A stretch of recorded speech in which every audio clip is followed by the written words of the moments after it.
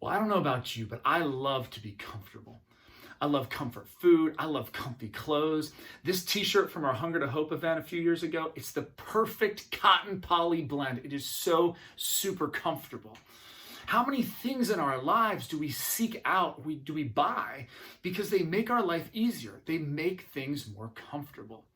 If I'm going to be honest, I want to see the change, but I don't always want to be the change. You know what I mean? Because that's hard, man. That's uncomfortable. Yet in Psalm 23:3, King David writes, "He guides me along the right paths for his name's sake." What King David is saying there is that God guides us along these paths according to his character and his nature. That's his name's sake.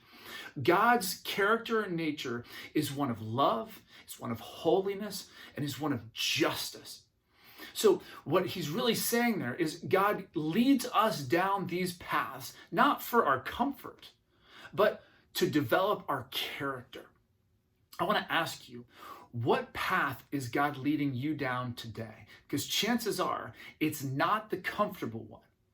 Maybe the path that God's leading you down is having an uncomfortable conversation in a relationship for the good of that relationship. Maybe God's calling you to get uncomfortable and lean in more as a parent to some of the challenging aspects of parenting. Maybe God is calling you down the difficult, challenging path of addressing an addiction or an unhealthy habit. Maybe it's something to do with your career. Maybe God's wanting you to step out in faith and be more generous.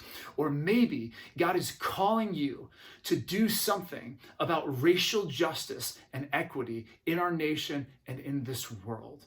I want to ask you, what path is God leading you down today? Because chances are it's not the comfortable one. But take heart, because God is the one who is leading you down it.